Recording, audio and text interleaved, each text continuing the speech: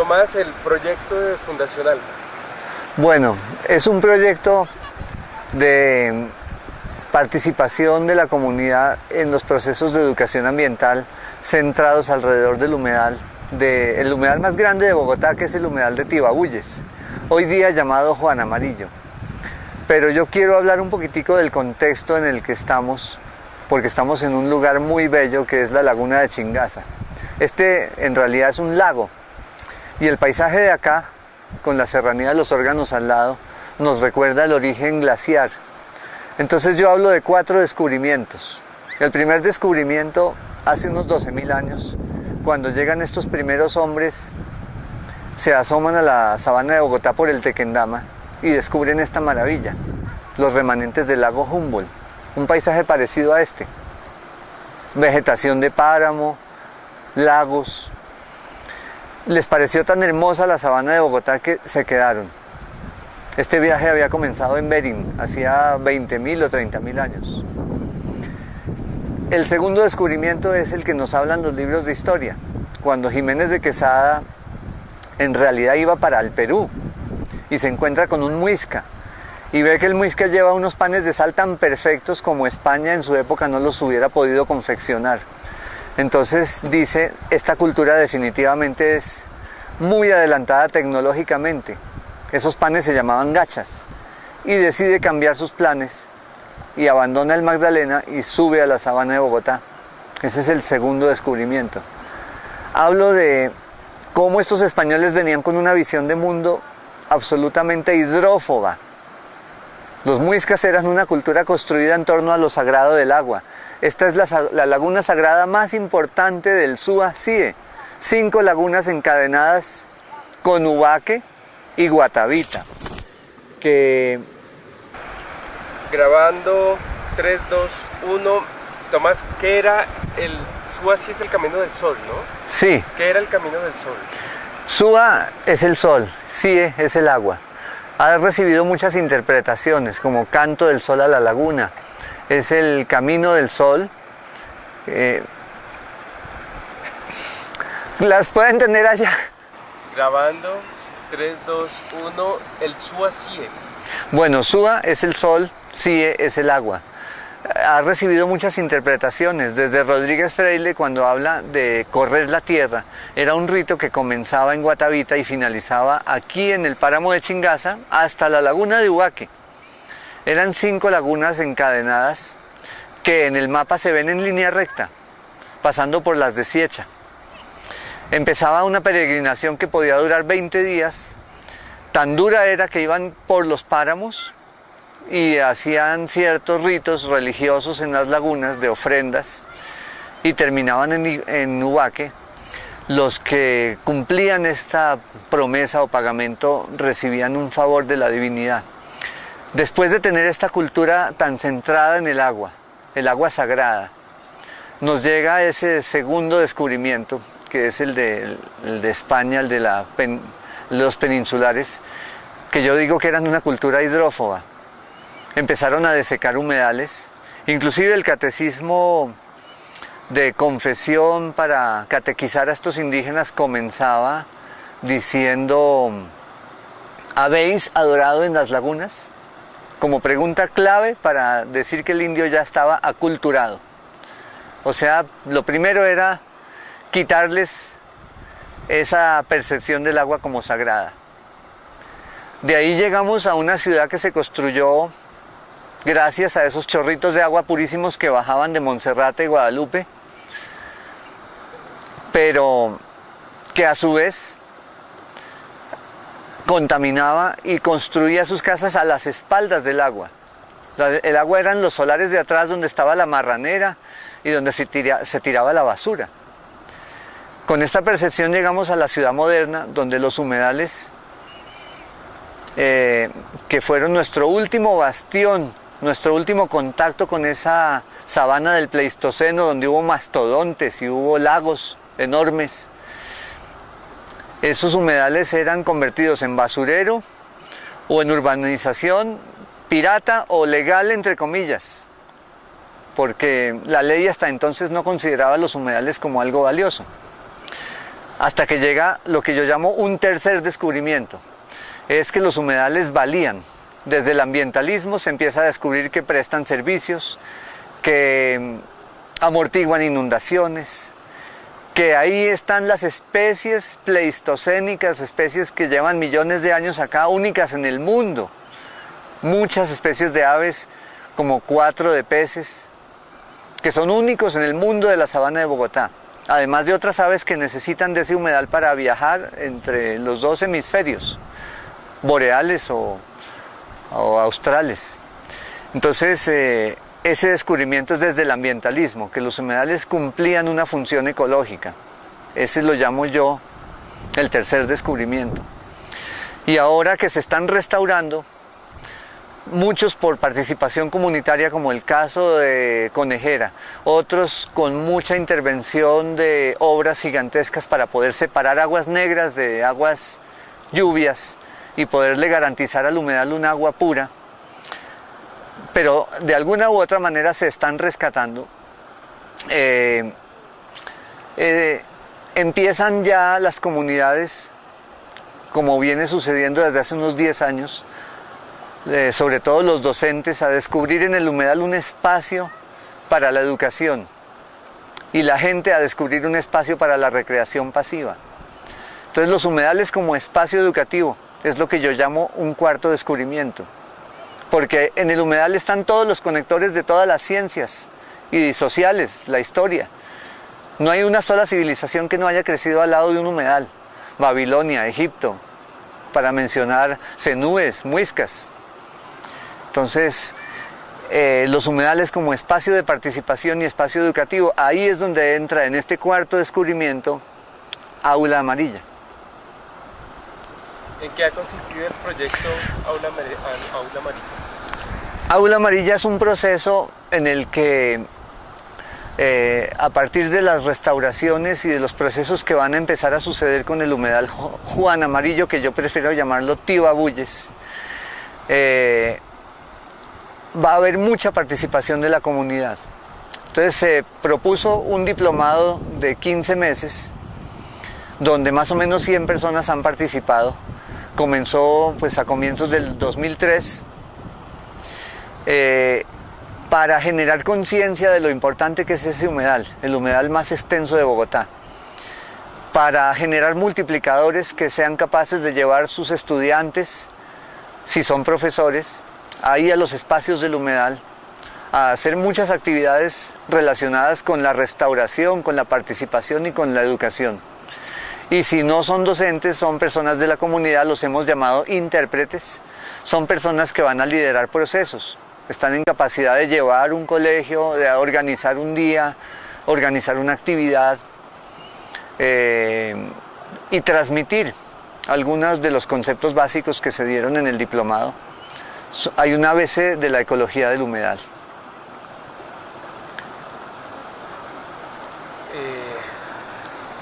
Tomás, ahora que se mencionaba la comunidad activa en el caso de los humedales, hay una diferencia grande entre cómo se ha recuperado el humedal La Conejera y cómo se ha recuperado el Juan Amarillo. Entonces, ¿puedes comentar un poco esa diferencia?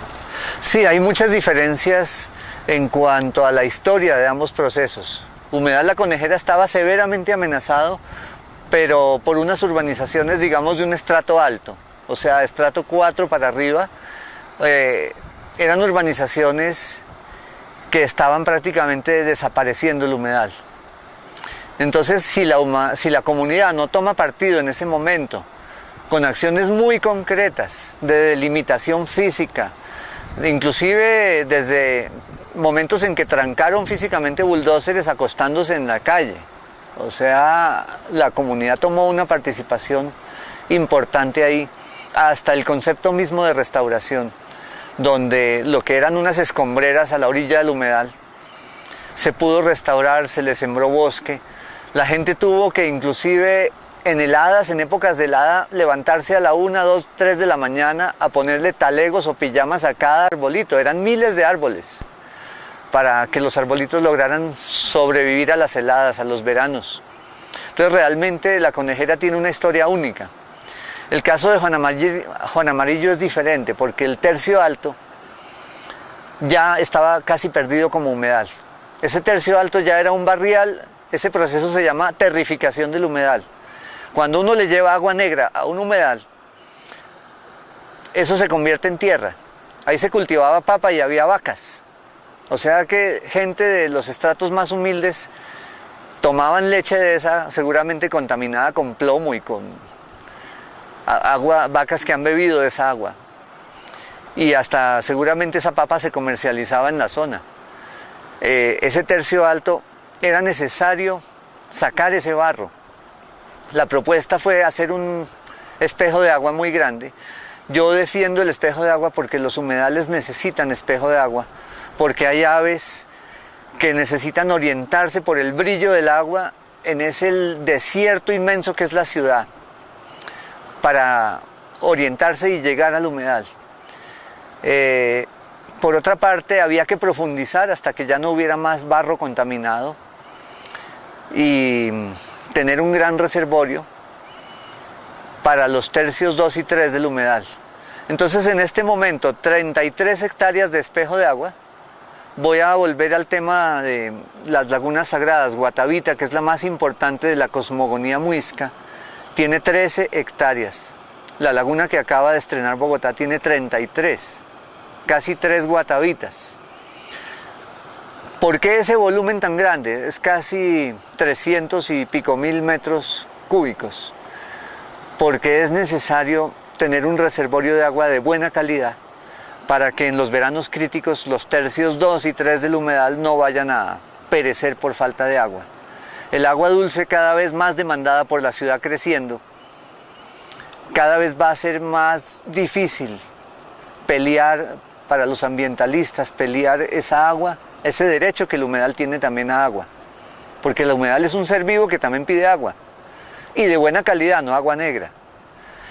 Entonces, yo llamo eso como un corazón que se dilata y se contrae mientras le suministra agua al resto del humedal. Ya se sugiere, pero ahondemos un poco en la labor social, en la importancia social de la obra, de la intervención que se hizo en el Juan Amarillo. Los humedales, como desafortunadamente en el pasado fueron tierra de nadie, eran utilizados básicamente para urbanizarlos. Después de haber sido basurero o botadero de aguas negras, finalmente terminaban urbanizados. En el caso de los estratos humildes era a través de algún urbanizador pirata que engaña a la gente, haciéndola vivir en los sitios de riesgo, y finalmente le vende a un precio por metro cuadrado algo que le ha robado al área del humedal mismo. Entonces, cuando vino estos procesos de restauración a través del proyecto Santa Fe, obras ejecutadas a través del acueducto, ahí intervienen muchos institutos. El IDU tiene que intervenir para comprar prácticamente centenares de predios que eran invasiones mal planificadas, sin mucho futuro, inundables. Comprarlas a buen precio. La gente se asesoró en su reubicación. Había carboneras, o sea, doblemente invadidas. El dueño original y el carbonero que invadió los predios del dueño original.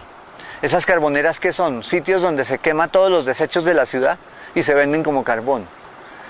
Entonces había botaderos de desechos sólidos, sitios donde los recicladores botan lo que no les sirve. En fin, era tierra de nadie. Había que delimitarlo. Y esa delimitación ya le pone un coto final al proceso de invasión. Ahora, los tercios 2 y 3 van a tener un concepto de restauración más ambiental. ¿Por qué razón? Porque ya cuentan con una reserva de agua, que es lo que el nuevo espejo de agua. Y una entidad conservacionista ha asumido el liderazgo de ese proceso de restauración, que es Conservación Internacional. O sea que eso nos garantiza que esa restauración va a ser ecológica. Entonces vamos a tener más diversidad de aves, porque vamos a tener humedal tal como se concibe un humedal, con sus juncales y su flora, en los tercios 2 y 3, y vamos a tener espejo de agua también. Tomás, ¿cómo se imagina? Existe una relación conflictiva entre la ciudad, la urbe construida y la naturaleza. ¿Cómo se imagina con estas obras, con todo esto que se ha hecho, cómo se imagina una relación distinta entre el bogotano y su entorno? Pues ya está sucediendo. Antes los ejes de la ciudad eran la Caracas, la Séptima, y si transversales la Jiménez y las Américas. Ahora ya con estas obras la gente puede empezar ya a hablar de los ejes ambientales, ejes transversales, los ejes más largos de Sudamérica. A medida que la gente se va apropiando de estos procesos, ya si hacemos un dibujo de la ciudad, el dibujo que está en la mente de la gente, ya va a ser un dibujo guiado por el drenaje natural, o sea, los humedales restaurados, las rondas de las quebradas restauradas, con ejes caminables, visitables, paseables. Estoy hablando de recreación pasiva, porque el humedal también tiene su derecho a su espacio. Entonces tenemos que conciliar las necesidades de la gente con las necesidades del humedal. No podemos esperar humedales prístinos como estarían de pronto en el Darién, los humedales más espectaculares, o amazónicos, o llaneros. Aceptemos que son humedales urbanos y necesitan cierta negociación, ciertas distancias mínimas de ronda entre la ciclovía y el espejo de agua. Cosas así que le permitan tanto al ave como al citadino estar ahí, sin molestarse. Entonces eso es ganancia para ambos, porque a medida que la gente, cosas que hemos visto en el proceso de este diplomado corte porque 3, 2, 1, cosas que hemos visto. Hemos visto procesos de cambio, por ejemplo, donde la gente veía un pajarito, un ave, y ya con niños que han participado en procesos en los humedales, ya distinguen 10, 20, 25, hasta 30 aves con su nombre propio. Entonces ya es la tingua de pico rojo, ni siquiera la atingua, sino la tingua de pico rojo. Ya empiezan a existir en la memoria del ciudadano. Aves que podían haberse extinguido sin que nadie se diera cuenta. Hay un sentido más allá de todas estas labores en que el bogotano vuelva a tener cierta idea mística de su territorio. A eso tenemos que llegar, porque es que los cambios ambientales tienen que ser cambios de visión de mundo. No puede ser polisivos, porque si no, todas las obras que hagamos, los arbolitos los vuelven a tumbar, las rondas las vuelven a coger de basurero. Los cambios tienen que ser de mentalidad, de visión de mundo. Nuestros antepasados tenían una visión muy religiosa, muy mística de la naturaleza. Y si no regresamos a eso, a considerar el agua como algo sagrado, es imposible.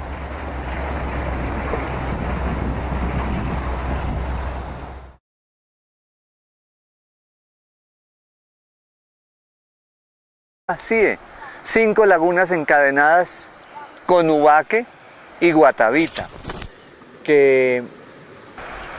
Grabando 3, 2, 1. Tomás, ¿qué era el Suba? Sí es el camino del sol, ¿no? Sí. ¿Qué era el camino del sol? Suba es el sol, Sie es el agua. Ha recibido muchas interpretaciones, como Canto del Sol a la Laguna. Es el camino del sol. ¿Las pueden tener allá? Grabando 3, 2, 1. El Suba Sie. Bueno, Suba es el sol, Sie es el agua. Ha recibido al Perú y se encuentra con un muisca y ve que el muisca lleva unos panes de sal tan perfectos como España en su época no los hubiera podido confeccionar. Entonces dice, esta cultura definitivamente es muy adelantada tecnológicamente. Esos panes se llamaban gachas. Y decide cambiar sus planes y abandona el Magdalena y sube a la sabana de Bogotá. Ese es el segundo descubrimiento. Hablo de cómo estos españoles venían con una visión de mundo absolutamente hidrófoba. Los muiscas eran una cultura construida en torno a lo sagrado del agua. Esta es la laguna sagrada más importante del sur. Ha habido muchas interpretaciones, desde Rodríguez Freile cuando habla de correr la tierra. Era un rito que comenzaba en Guatavita y finalizaba aquí en el páramo de Chingaza hasta la laguna de Ubaque. Eran 5 lagunas encadenadas que en el mapa se ven en línea recta, pasando por las de Siecha. Empezaba una peregrinación que podía durar 20 días. Tan dura era que iban por los páramos y hacían ciertos ritos religiosos en las lagunas de ofrendas y terminaban en Ubaque. Los que cumplían esta promesa o pagamento recibían un favor de la divinidad. Glaciar. Entonces yo hablo de 4 descubrimientos. El primer descubrimiento hace unos 12.000 años, cuando llegan estos primeros hombres, se asoman a la sabana de Bogotá por el Tequendama y descubren esta maravilla, los remanentes del lago Humboldt, un paisaje parecido a este. Vegetación de páramo, lagos. Les pareció tan hermosa la sabana de Bogotá que se quedaron. Este viaje había comenzado en Berín, hacía 20.000 o 30.000 años. El segundo descubrimiento es el que nos hablan los libros de historia, cuando Jiménez de Quesada en realidad iba para...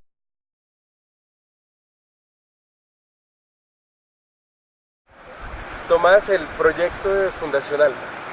Bueno, es un proyecto de participación de la comunidad en los procesos de educación ambiental centrados alrededor del humedal, el humedal más grande de Bogotá, que es el humedal de Tibabuyes, hoy día llamado Juan Amarillo. Pero yo quiero hablar un poquitico del contexto en el que estamos, porque estamos en un lugar muy bello que es la laguna de Chingaza. Este en realidad es un lago y el paisaje de acá, con la serranía de los Órganos al lado, nos recuerda el origen